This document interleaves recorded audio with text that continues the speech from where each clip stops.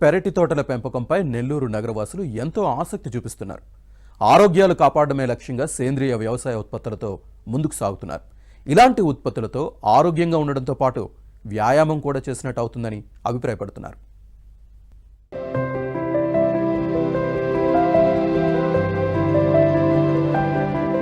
నెల్లూరు నగరవాసులు మిద్దె, పెరటి తోటలు పెంచుతూ ఆదర్శంగా నిలుస్తున్నారు. నగరంతో పాటు శివారు ప్రాంతాల్లో ఉండే దాదాపు 300 మంది మిద్దె తోటల సంఘం ఏర్పాటు చేసుకున్నారు.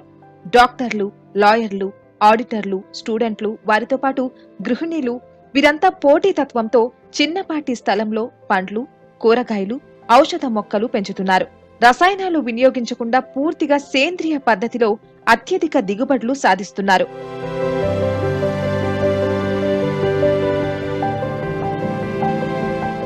ఈ సంఘం సభ్యులు నెలకోసారి సమావేశమవుతుంటారు. సేంద్రియ ఎరువుల తయారీ, వినియోగం, కొత్త రకాల మొక్కలు, వంగడాలు, ఉత్పత్తులు, ఔషధ మొక్కలు, వాటి ఉపయోగాలు, నీటి వినియోగంపై చర్చించి ముందుకెళ్తుంటారు.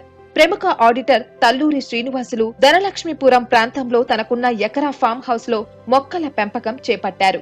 అక్కడ జరిగిన సమావేశంలో సభ్యులందరూ కలిశారు. ఈ సందర్భంగా తోటల పెంపకంలో తమ అభిప్రాయాలు, అనుభవాలను ఏబిఎన్తో పంచుకున్నారు. మనం ఎప్పుడైతే కార్బైడ్ వేసి, మందులేసి, పెస్టిసైడ్ వేసినప్పుడు ఏంటంటే దాని లైఫ్ తక్కువ ఉంటుంది, క్వాలిటీ తక్కువ ఉంటుంది.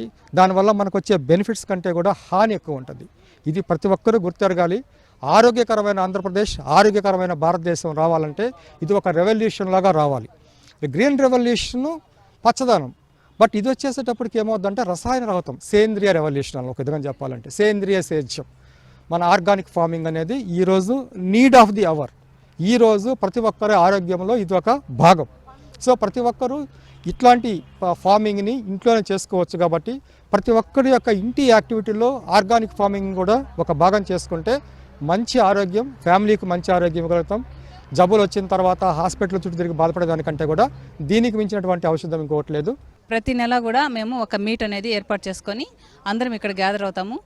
వాళ్ళ మిద్దె తోటల్లోని సమస్యలను ఇక్కడ చర్చించుకొని వాటికి నివారణ చర్యలు కానీ చెప్పుకుంటాము. అలాగే మా దగ్గర ఎక్సెస్ ఉన్న మొక్కలని, విత్తనాలను కూడా అందరికీ పంచి అందరిలో మొక్కలు పెంచాలనే తపన కలుగజేస్తామన్నమాట.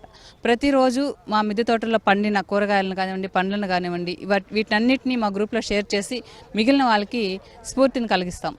ప్రస్తుతం వ్యవసాయంలో రసాయనాల వినియోగం బాగా పెరిగిందని, అత్యధిక ఉత్పత్తుల కోసం అవసరాన్ని మించి రసాయనాలు వినియోగిస్తున్నారని చెబుతున్నారు.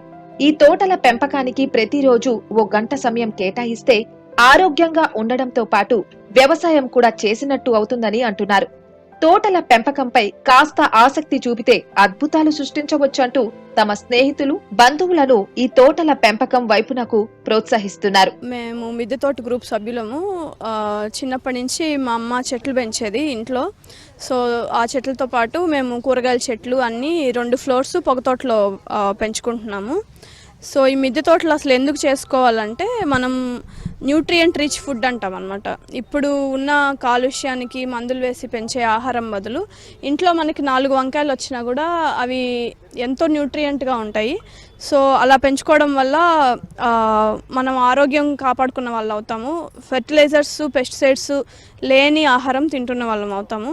గ్రీన్ రెవల్యూషన్ తరహాలో పెరటి తోటల పెంపకాన్ని విస్తృతం చేస్తామని ప్రభుత్వం ప్రోత్సాహం అందించాలని మిద్దె తోట సంఘం సభ్యులు కోరుతున్నారు.